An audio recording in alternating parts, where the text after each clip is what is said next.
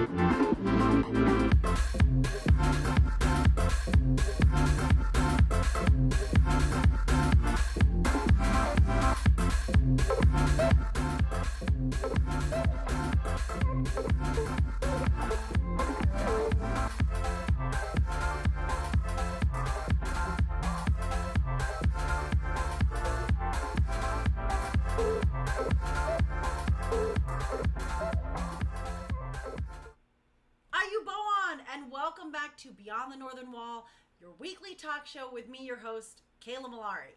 Now, if this is your first time to Beyond the Northern Wall, blah, blah, blah, blah, blah, here on YouTube, Ayubowan and welcome. I'm also dual streaming here on TikTok, so if you have just joined me here on TikTok, I am streaming on YouTube. This is hard. Dual streaming's hard. Anyways, what is Beyond the Northern Wall? Beyond the Northern Wall is Core's way of reconnecting with everyone in terms of pop culture, to what the things that we're presenting, an update on how we're just living our lives, an update on things that you guys want to talk about and discuss.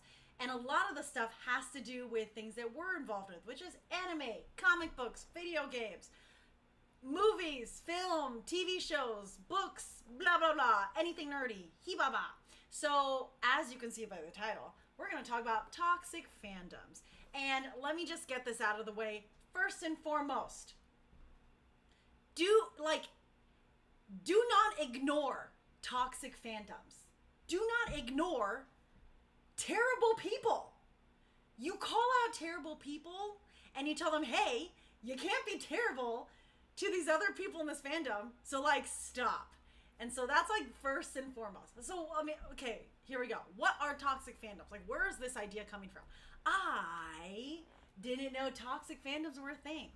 I swear to Bob, didn't know. Didn't know that there were terrible people who were in liking the same things I liked and then being terrible to other people in that fandom. What a bananas thing. For a bunch of nerds and geeks and dweebs like us who cleave to Star Wars and anime and Star Trek and Harry Potter, all these fandoms, we found solace in books, in video games, in movies, in TV shows. And then we found that there were other people that liked these things with us. Why would we treat them poorly? Why would we be mean? That's bananas. That doesn't make any sense. If someone likes the same things you like, why wouldn't you just be excited and be like, cool, bro, let's talk about it. So the idea of a toxic fandom doesn't make sense. Now, what's an example of a toxic fandom? Okay, well, let me tell you this. I recently attended a virtual anime convention, which of course we know during this pandemic just is not ideal. Virtual conventions, it's not the same thing. It's not the same thing as attending a convention in person. But I was attending this virtual convention, and the way it was set up was that there was a bunch of different panel rooms, and it's like channels. There are different channels, and they would have different panels and different celebrities and voice actors and creators and producers and directors and mangakas and artists. All these different people come through, cycle through in different panels, and you got to be there and just watch. It was like just a live stream of everything we love about anime. There's a little chat box on the side that was going on the entire time. It was early in the morning in the day for it.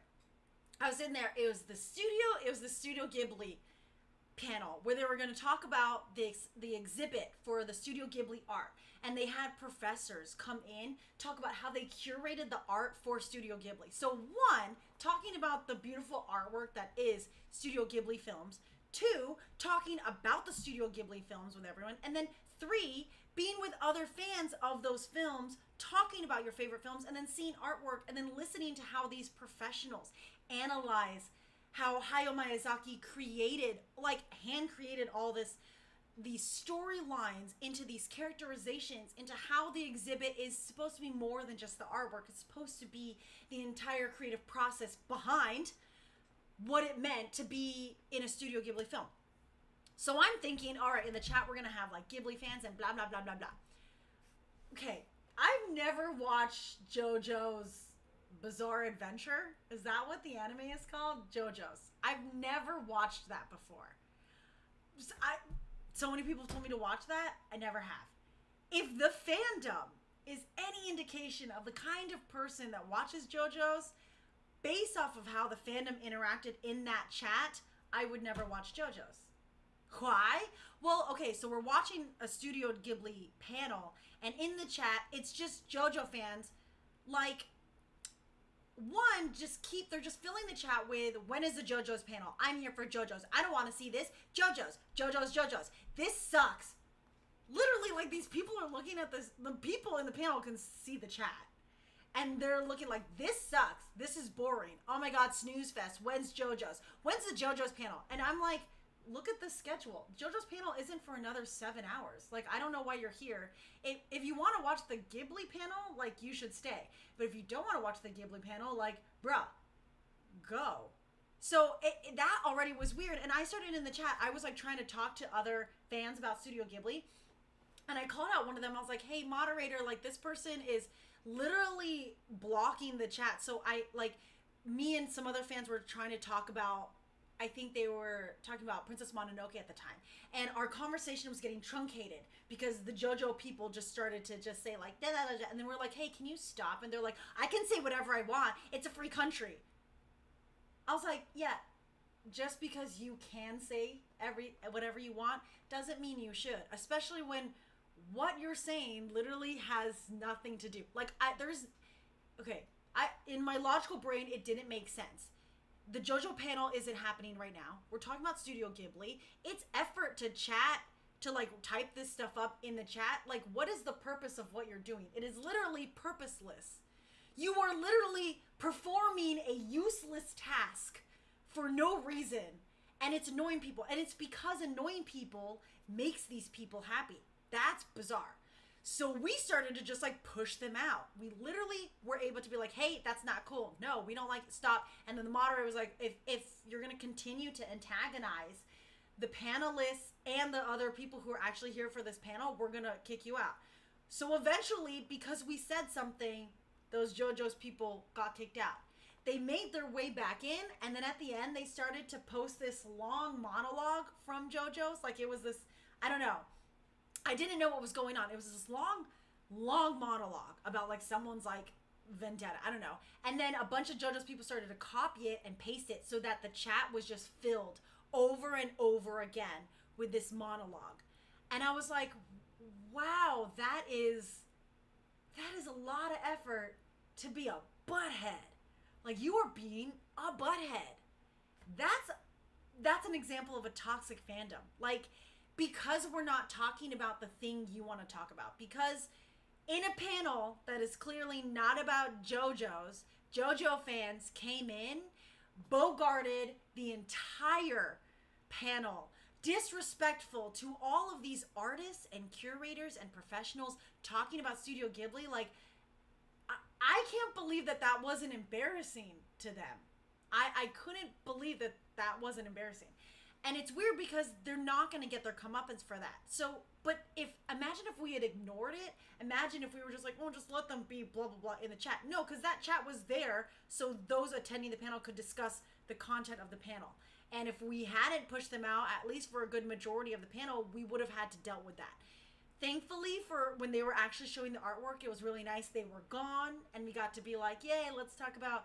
It was so sweet because so many people were like, I really loved Howl's, and And I mean, I loved House too, but I was like, Kiki was always like my gateway into Studio Ghibli, and then Spirited Away has always been like my home base for that. And so many people are like, oh my gosh, I loved this aspect. And someone started talking about how they really connected to Tombo's character because that's who they were talking about.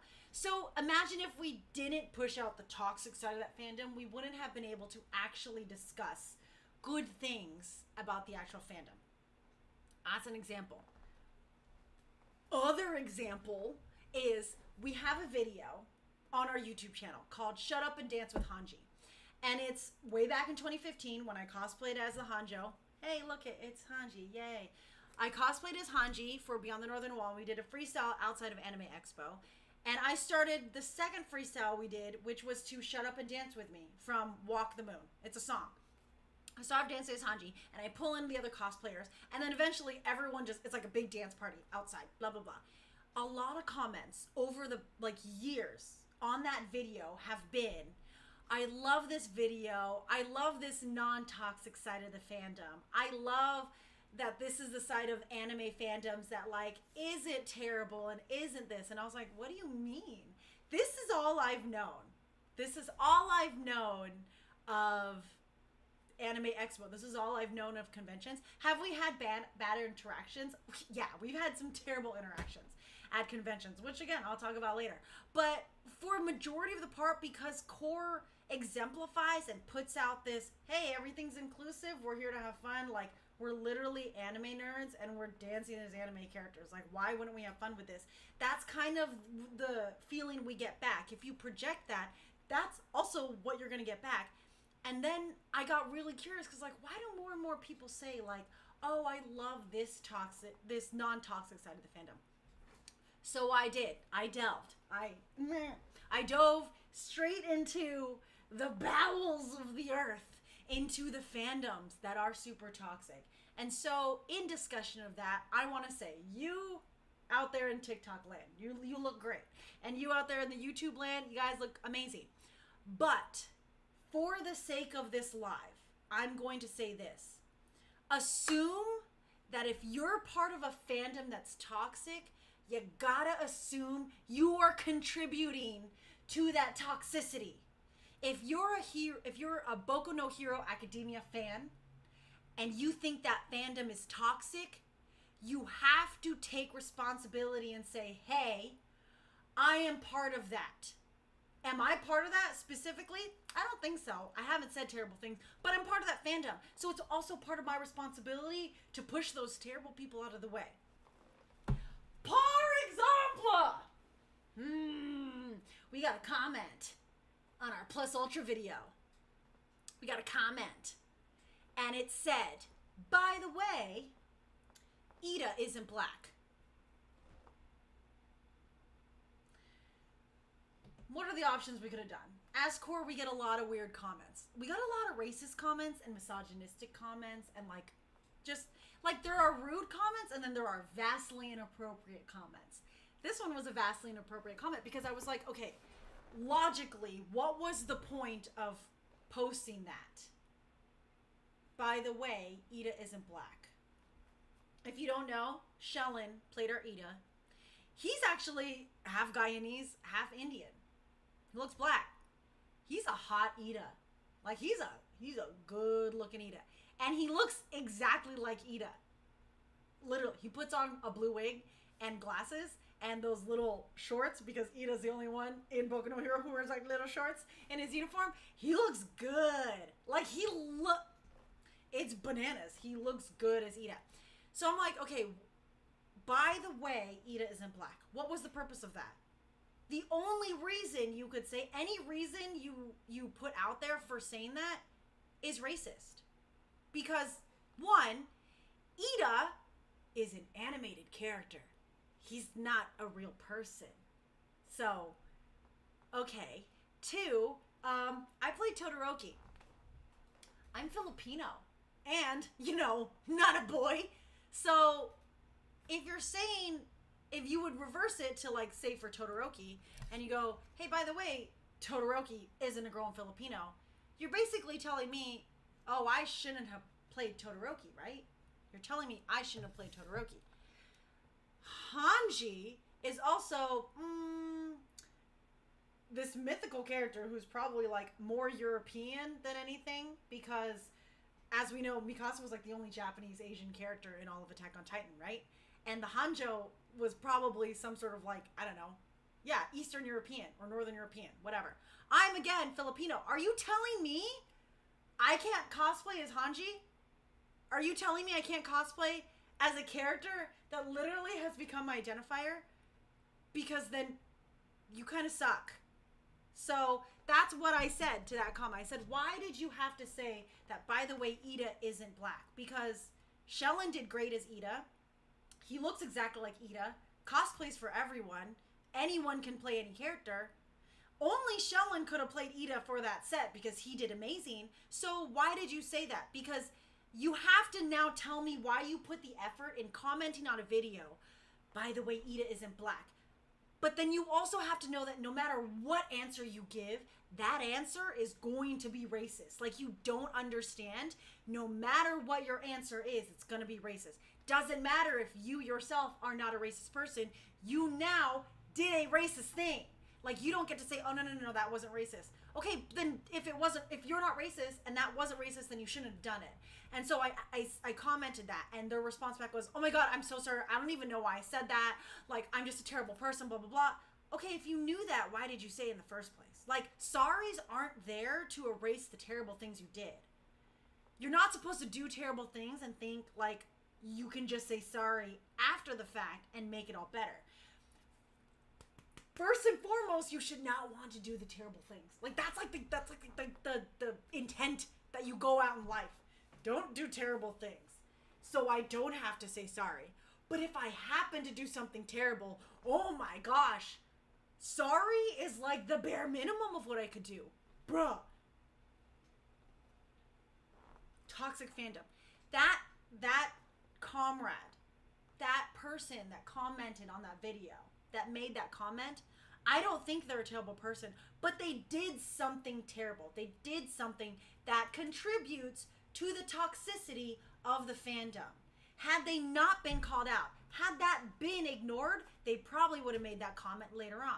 Just like when people go on to other cosplayers, these amazing cosplayers on TikTok, these amazing cosplayers out in social media, that cosplay a character, and they're like, Hinata isn't black. Hinata isn't real. Hinata doesn't have pupils, okay? Hinata doesn't exist. You're not a ninja. You don't live in the land of fire. So, you know what? For all intents and purposes, I think Hinata is black. So you didn't have to say that. So that cosplayer can cosplay as Hinata all they want.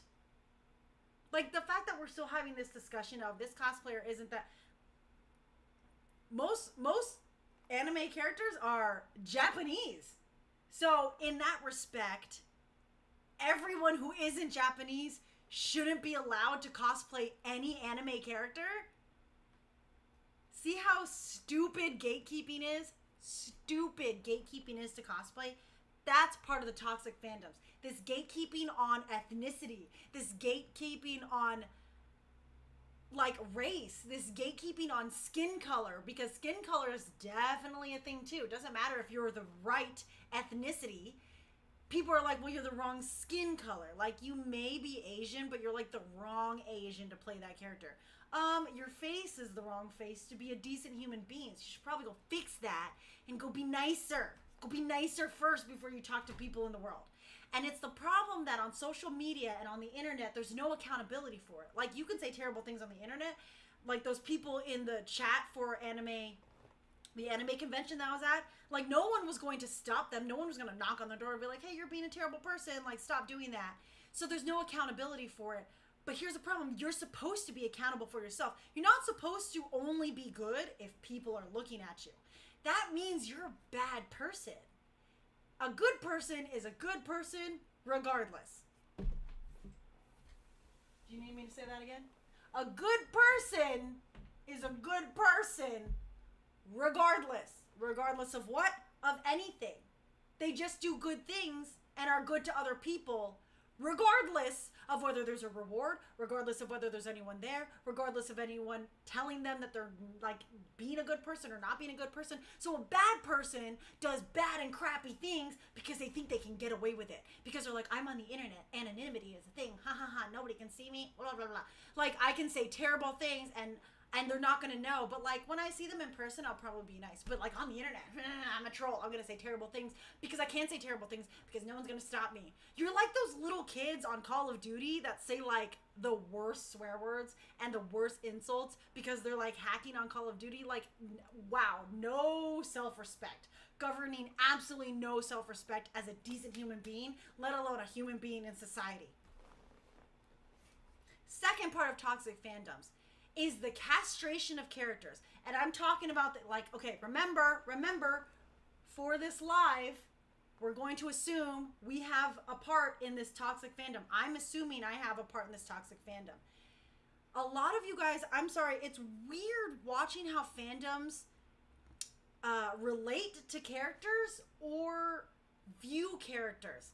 One of the biggest things that like I found out was a toxic fandom. And I honestly, everything can be a great fandom and everything can be a toxic fandom and everything can not be a toxic fandom. But I found out that Boku no Hero, Academia, my boy Toto and friends, that fandom's toxic. And I was like, wait, what? Why is that fandom toxic? And then I like delved into it. And I was like, oh, one of the things I don't like about the Boku no Hero Academia fandom is most BNHA fans have completely taken away every identifying aspect of the characters and reduced them only to the ships that they like. Like, bruh, you can like Todo Deku. It's not canon. How do we know that? It's literally not. Like, it's not canon.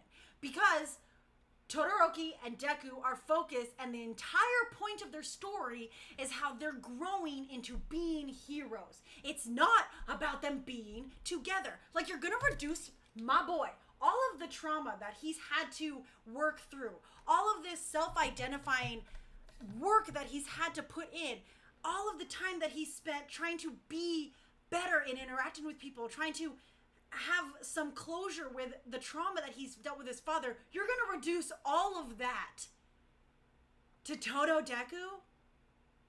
Like, what? And that's where we say, like, it's the ships. Hey, but you gotta remember, you're part of this too. Any ship that you ship, you're part of that.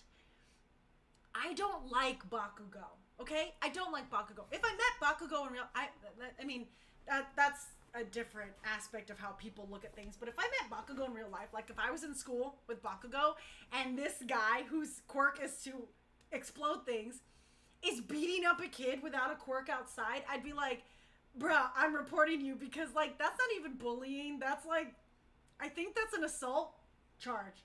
I think that's a felony. I think you're a criminal. Like, you shouldn't be doing that. So some people are like, I love Bakugo. And I'm like, so you like people who hurt other people? Weird. Flex, bro. Strange, but okay. Anyways, Bakugo, as we've watched his story progress, is a very complex and multi-layered character. Like, him having to deal with the fact that he was the best all through middle school, and going into high school, already he wasn't the best. Like, he was used to being praised and put a pedestal, and then he had to be put in his place. Like, bar Deku, just with Todoroki and Momo being the ones that didn't have to test to get into the school, and then being in class 1A, where it's filled with other people with amazing abilities, and then that first test, when he basically failed everything, and then Bakugo, and remember when, like, Deku chased after him, and he was like, yes, okay, Kachan, and Bakugo's like, bro, do you understand you don't have to tell me I'm a piece of crap, because I'm literally having that existential crisis right now, and what sucks is that it's coming from you, someone that I used to rag on our entire lives, and now you're literally on par with me, and I can't even process that right now, because it's not melding together in my head. Like, I had this weird superiority complex that I projected on you, and now it doesn't work. But then on top of that, I have this weird inferiority complex because I'm doing a terrible job at being a hero, and I said that I was going to unseat All Might, and I can't even get past the first test of freshman year in school. Like, bro, like, you didn't have to come tell me that. Bakugo is so multi-layered. And y'all just reduce him to, like, Kachako, Baku Deku, I ship him. Like, his friendship with Kirishima is so much more than a romantic friendship. Do you understand that this is a guy who literally doesn't view anyone as a friend? And yet he viewed Kirishima. Oh, my dog wants to get out. You get mad too, baby? Yeah, she's getting mad too. Like, Bakugo viewed Kirishima as an equal. That whole rescue Bakugo arc, where Deku straight up says it. Like, he all but breaks the fourth wall and tells the audience, hey, Bakugo literally never respected anyone. I wish he respected me. That's literally all I've ever wanted, and he doesn't. But guess who he does respect? It's Kirishima. Why? Because there's something about Kiri that's just so wholesome and great, but he's also met Bakugo on this like same level where he's like, hey, I'm not here to combat you. I'm here to be really supportive of you, but I'm also not going to let you walk all over me. Like, I'm going to tell you and call you out when you're kind of being like a butthead, Baku. Like, and so that's why that relationship, the only person that could rescue Bakugo, the only person Bakugo would take any modicum of help from was Kirishima because of this mutual respect. And people are like, oh my God, love, romantic, kiss. And I'm like, way deeper than that, dude. Like, it's way deeper than that. 11. What? What's out there? What? Sorry, my baby girl is 11. Come here. You want to say hi? Puppy break. Look at this little girl. Look at her bug eyes. Ugh. She has a haircut on Friday. Look at,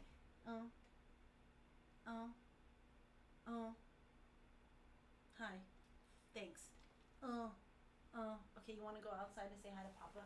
You can say hi to Papa. It is hot in here, huh? There. Go, baby. Oh, is Uncle Joseph home? It's because her Uncle Joseph's home. Her Uncle Joseph's home, so she's like, I gotta go say hi. He's gonna give me a treat. Anyways, break on that. Talking about Bakugo and Kirishima, it's that reduction of their relationship. I had this conversation with my sister last night with Trixie, talking about like relationships are just so much more layered. Like we think on this surface level of romance, when romance is an accompaniment to everything else. Trust, faith, loyalty, like understanding, compromise, shared interests, shared trauma, shared everything. It makes relationships so much more than, no, I hope they kiss. Like, oh my gosh, is that really all you guys, like, that's what you're reducing this story of heroes down to, is ships? Like, are you even watching this anime? And that's what's crazy. How can you say you like the anime if you're literally not watching it for the anime aspect? Like, you're not even watching it for the relationship values that are being presented to you. You're projecting something that's non-existent on there. You're taking this complex and beautiful storyline and like whittling it away to a core of nothing. That's part of the toxicity of it. Because then you carry this headcanon of what this character is in your head into how you interact with that character in cosplays and everything. So many people were like, for our plus ultra set, they wanted like me when I was Todoroki and when JK was Deku, or when I was Todoroki and Liz was Deku. They're like, how come you guys didn't interact more? How come you didn't do this? How come you didn't do that? Or like, Bakugo, why didn't he do this? Why didn't he do that with Deku? And I'm like, what? What do you mean? Okay, so you're telling me in our dance set celebrating these characters, for Bakugo's part, you wanted him to dance to that one song of the voice actor, that do where like Bakugo does a song. So this cool character, you want him to dance to a not cool song, and you want him to just like cry over Deku the whole time? That's gonna be interesting to you on a stage? Like, do you see how your headcanon of Bakugo is infinitely less cool than the actual version of Bakugo that you put out there? Like, you took away everything that made him edgy and cool and dynamic. Like, what? Bananas. How can you say you like this anime if you weren't paying attention? It goes into the line of like, okay, calling myself out now. We're going to call out toxic fandoms. But here's the thing. I'm going to try to like explain why I feel this way. We all know I don't like Sasuke. We all know this.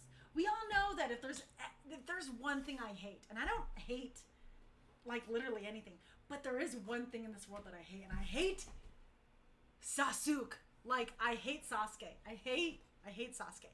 But here's the thing. I'm not taking away what Sasuke is and then like hating him for something he didn't do. I'm literally looking at exactly what he did and what he is as a character. Do I think Sasuke is not powerful? No, he is. I kind of get mad when he does his fire jutsu sometimes because he would always like, that was the first jutsu he'd pull out in a battle. And I'm like, bro, here's the thing. It'd be one thing if you're like, fire jutsu, because I'm like, I'm just going to use this as like a strategy to see like, how do you react to it?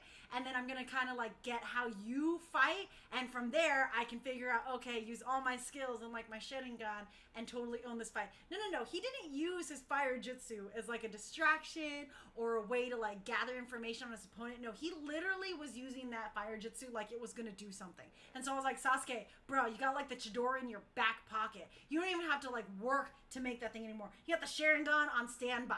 Like, that thing is ready to go. All you gotta do is, put the passcode in, take it off sleep, and it's ready to go. You really using the fire jutsu? Like, when has that ever worked for you? Anyways, so Sasuke was this, like, he was a strong character. Super powerful from the get-go. Multi-layered, dealing with a lot of, like, terrible things. Trying to find some homeostasis, whatever, with what happened to his clan. And then trying to marry that with, like, how he betrayed his village. But then his village technically betrayed him. And then blah, blah, blah, blah, blah, blah. But the reason why I don't like Sasuke is because of how he actually was in the anime. Like, people project these things on him. No, he abandoned his village after 12 years of love and caring and praise and building a great relationship with everyone. Like, he abandoned that to go become stronger and because he wanted to kill his brother Itachi, who he hated for years.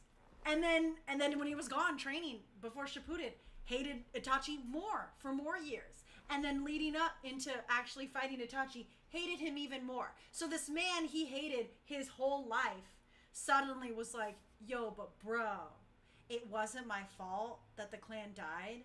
It was the village. And Sasuke, instead of being like, I've literally hated you my whole life. I've literally dedicated and said goodbye to everything good in my existence to take you down. Everything you said to me is a lie. I trust nothing of you say. Sasuke should have been like, you're dead. And like killed him and not listened to him. But what did Sasuke do? Sasuke was like, oh my God, Itachi, you're right. Now I hate village. And I'm like, wait, why do you believe him? Itachi literally could have told you like the moon was made out of cheese and you're telling me you would have believed him?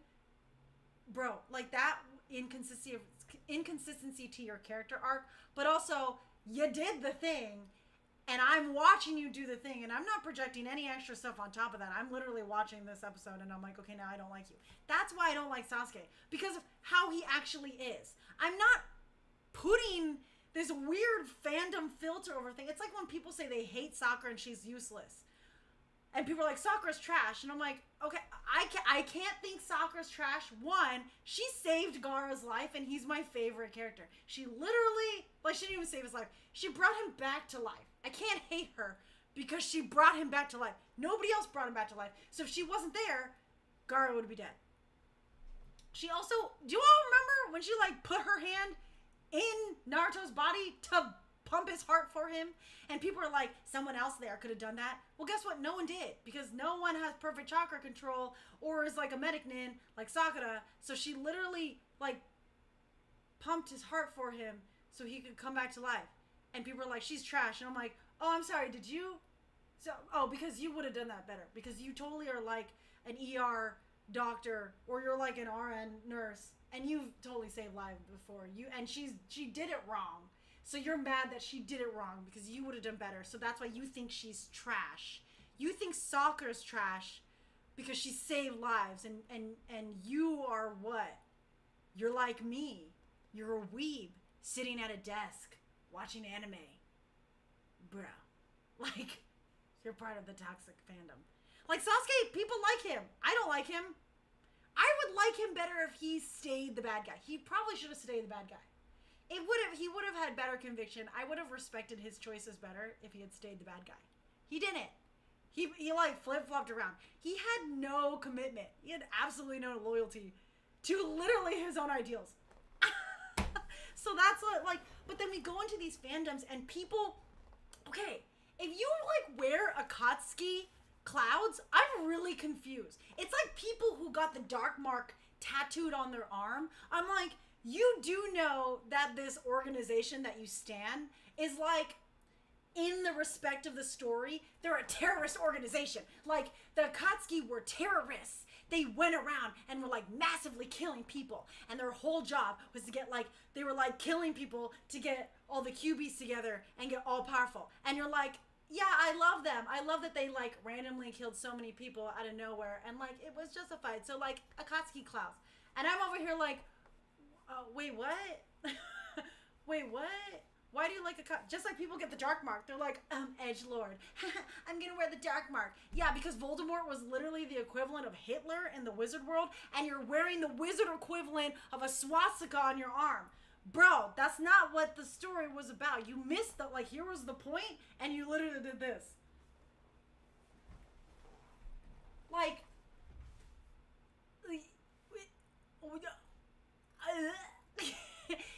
it's weird because that's all of this stuff contributes to the toxic fandom. It's because I feel like everyone projects these weird concepts onto things that don't exist and then gatekeep and get mad when other people are like, oh yeah, like, I like the anime for what it is. And people are like, how dare you like the anime for what it is? You should like the anime for what I think it is. And you're like, what? Do you hear that? Do you hear how crazy that sounds? So in the respect of getting rid of toxic fandoms, we have to do a lot of work on our own. One, numero uno, allow no grace for it. Don't allow room for that. If people start to like gatekeep and say, oh, you can't cosplay this character because of how you look, or you can't, I don't know, like this character because you don't have anything to do with them. I don't know, whatever this weird gatekeeping is. It's mostly with cosplays, like people who are of any ethnicity that's like dark brown can't cosplay certain characters. Like, don't let them say that. Even if they're like, oh, I'm not being racist, but I'm just letting you know that character isn't darker skinned. Like, what? That doesn't matter because that character is an animation. And Z Warriors aren't real. I know this. I used to hope and pray when I was a kid that Z Warriors were real because I wanted to be a Z Warrior my entire life. And they're not real. So we can't tell someone they can't be something that doesn't exist. Like, we just can't do it. All you beautiful people that want to cosplay any character you want to cosplay, you can do that. I don't look like them. Yes, you do. I promise you, you do. If you put on the wig and like wear the clothes, you'll look exactly like them. Hands down, look exactly like them. My boyfriend, Rostin, when he puts on the gear, you cannot tell me he doesn't look like Levi. He looks exactly like Levi. And I will fight you if you say, no, he doesn't. Yeah, he does. Shellen, when he puts on the blue wig and the glasses, he looks exactly like Ida. Like, his calves look like Ida. Do you know what bananas that is? Sonali, if you haven't seen our Demon Slayer short cosplay film, Sonali cosplays as Giyu.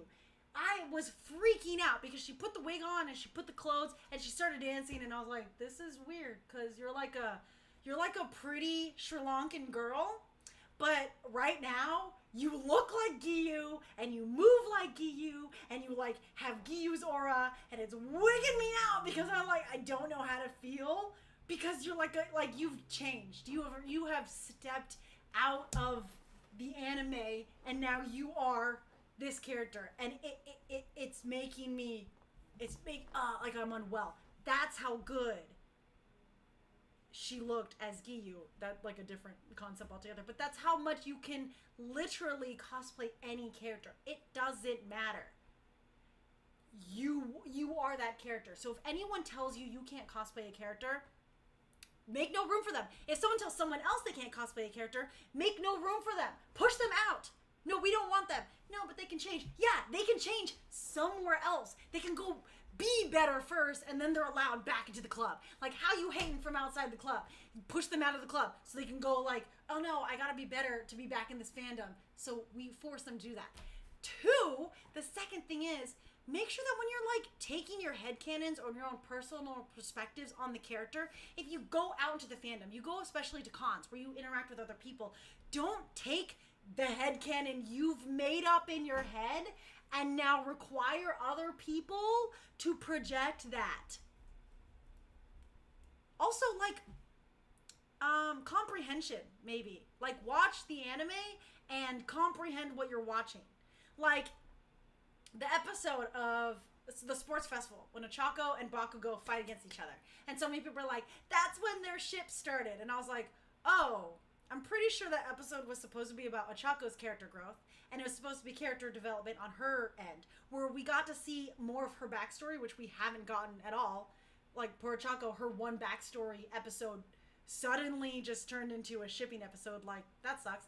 But also, we got to see her, like, the reason why she wanted to be a hero is, you know, to make money for her family, and it comes from a good place. But then we're also finding out that, oh, it's more than that. She also, because of her influence of Deku and Ida and Sue and all of her friends in Class 1A, she also just wants to do well as a hero for herself. Like that was a big revelation for her, especially when she had called her parents and was like crying on the phone. And then Bakugo respecting her as an opponent when people are like, or didn't even go easy on her, you know, and she, or like a weaker hero, and he's like, what about her was weak? That wasn't him being like, I'm now madly in love with her. No, that was his own character growth of learning from that first test where he was like, I have to remember I'm not the best, and I have to respect people when they do their best, which is what he was doing. He was recognizing that Ochako, even though her quirk wasn't as aggressive as his, she did the damn thing. And she fought tooth and nail. And he was like, okay, be better, Bakugo. Understand that maybe she didn't win, but she also did her best, and you have to respect that. So Bakugo had a character growth in that episode. Ochako had major backstory, and watch it for that, because that was the intent of the episode, to give them their due diligence, to celebrate their hard work. Do not reduce that episode. Do not reduce Ochako's entire character growth to her shipping her now with Bakugo. Like, oh, poor girl worked so hard just to turn into ship bait. Like, wow, disservice. Disservice on you, disservice on your cow, disservice on your whole family. Like, that's the other part. Watch these fandoms and, like, appreciate the characters for what they're doing. Appreciate the mangakas and the artists and the writers and the producers and the directors and every creative to putting their heart and soul into these characters, because you know when you write fan fiction, okay, we know you write fan fiction. When you write fan fiction, you work real hard. You work real hard to put proper characterization and like a decent storyline into your faction. Into your fan fiction. Like, you worked really hard to do that, and wouldn't you want someone to appreciate your creative wherewithal? So, like, reciprocate, do it as well. Respect the creative flow of things, respect these characters and their development. It's why I always talk about why I love the Levihan ship, and it's like, because ship isn't even the proper word. I've always said I don't see them together romantically. What they have is far deeper than any romanticness could even explain. But that's why I love Levihan, because it's layered. It's their dynamic is so amazing and terrific and terrible and heartbreaking and deep and like rooted in a lot of shared horrors, and like, so, but that is in respect to the characters, not trying to take away from either one of the characters. Like, we can't just reduce them to these things that they're not. So that's number 2. And now 3, if you go into these toxic fandoms, have respect for the people in it. Like what I was saying at the convention, when I was in that convention, and I'm like, I'm here with Studio Ghibli fans, and like people who aren't Studio Ghibli fans were like, JoJo, JoJo, JoJo, JoJo. And I'm like, okay, if you want to talk about JoJo, like, go find JoJo people and go find a JoJo space and then go celebrate it there.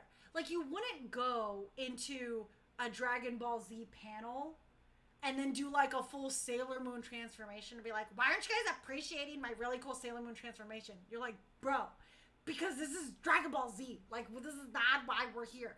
Weird that you're going to just invade what you love into what I love. Like, absolutely no respect in that. That's also respecting what other people like. Maybe they don't like the same thing as you. That's okay. Just go and find other people that like what you like. Like, don't be like, why don't you like what I like? If you don't like it, now I'm going to make your life miserable and I'm going to be mean. At the end of the day, that's part 4. Don't be mean. Just don't be mean. Don't be mean to the characters. Don't be mean to each other. Don't be mean in the fandoms. Like, toxic fandoms should not exist. It's weird.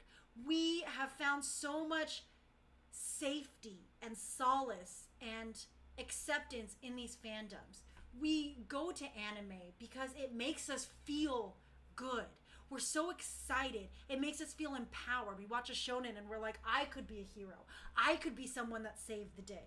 We go into the slice of life and we feel that romantic air, that coming of age, knowing the we're not sure, we're trying to come into our own type of turmoil that we all went through when we were young. We go into those horrors and we're like terrified by them, but there's something so intriguing about watching that artistic expression of something that should be terrible and then understanding that it's the human suffering that makes it so much better, because you know that you don't want someone to go through that. You don't want someone to go through those horrors and trials and tribulations, and that art is a way to understand and respect that. And so if we go into these fandoms knowing that we find so much happiness there, why would we go in and take so much terrible horribleness and then like spread it like a disease? We already are fighting COVID. There are masks for toxic fandoms. The mask for toxic fandoms is this: stop being toxic.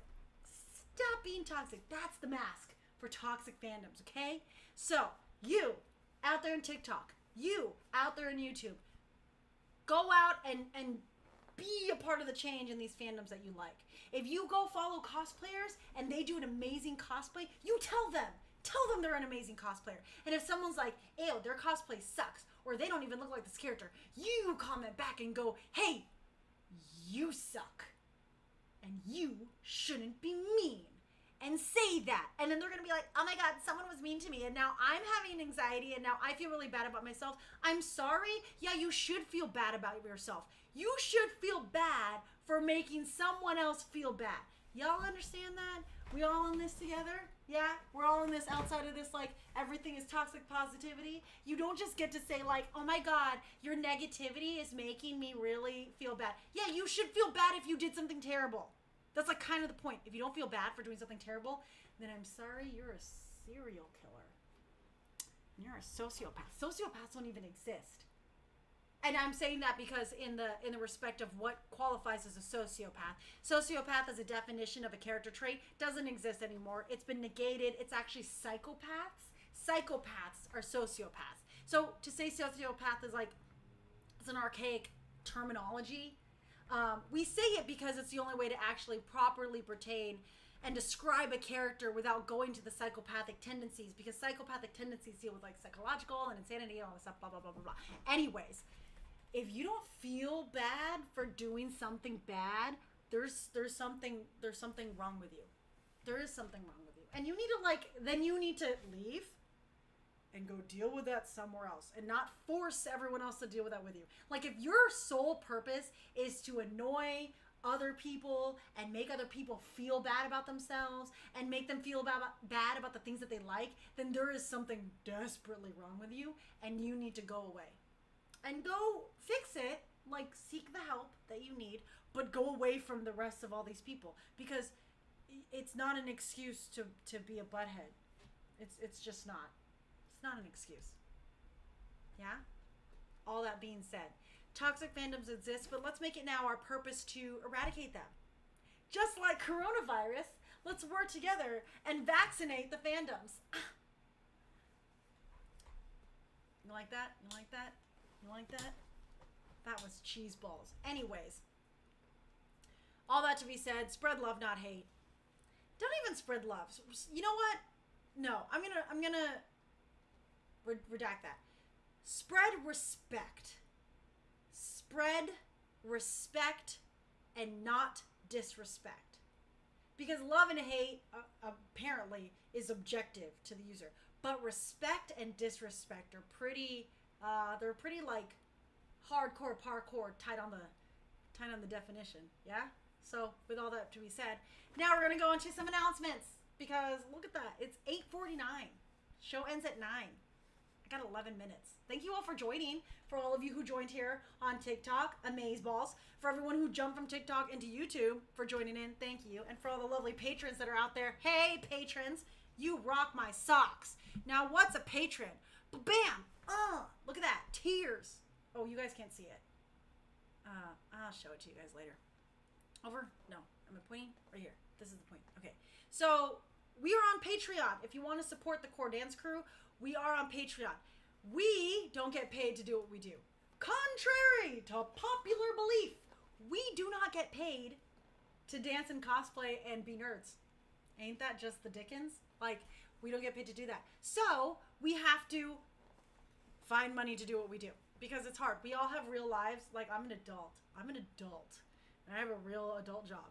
And all of Core is adults, and they have real adult jobs. And then on their off time, they don outfits and dance with superpowers. So they're kind of just superheroes. But we have a Patreon so you can help support the team. $2 a month, you can subscribe as a patron. You have access to our special super secret Facebook group. Our patrons are great. They also have a non-paid, and anyone can join, Discord. They're probably going to throw it up there in the chat on YouTube. Oh my god, I had like a senile moment. I was like, on the what's the thing, the changing tube with all the people, and there's the words, and they're texting with their fingers.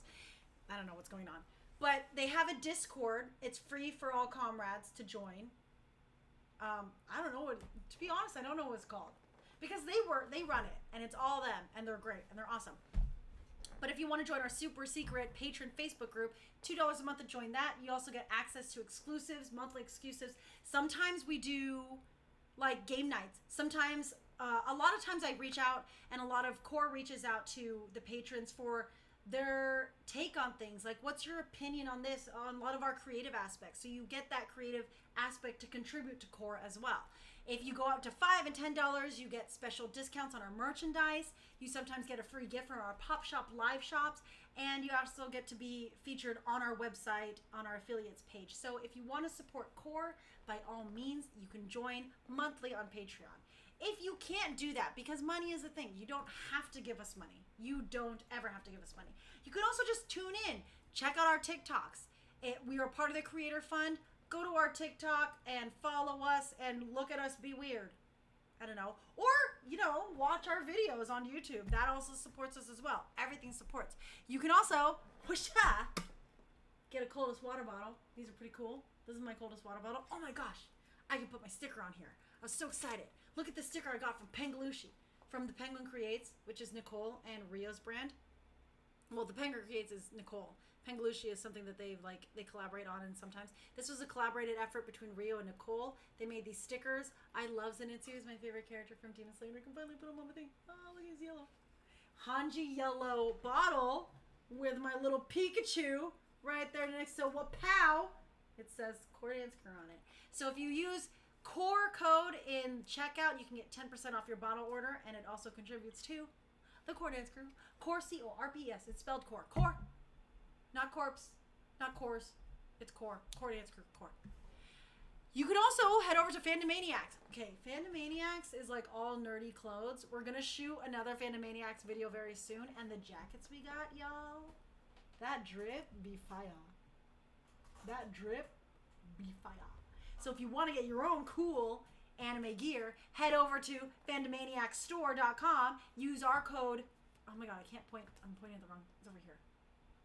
Core10, C-O-R-P-S 10, and use that at checkout. You get a discount on your order as well. Hey, pretty cool. What's up? Is that it? Yeah. Also, make sure stream LIT Soy Socks, which is our pop band, released our very first debut single, LIT. LIT will lit, throw down the crown fits. Yep, we wrote that. It's great.